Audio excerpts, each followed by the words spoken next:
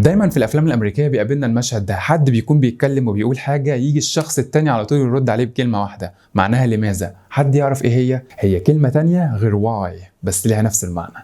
How come? How come? How come?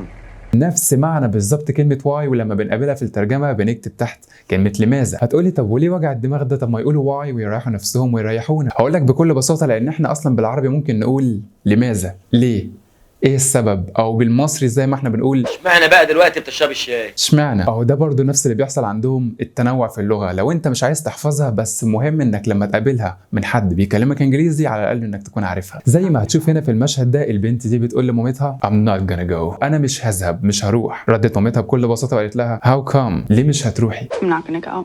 How come? I'm not gonna go. How come? How come? Because. How come? Because. لو عايز تشوف الحلقه كامله هتلاقيها في اول تعليق، وتابعني على قناه انجليزي شغال.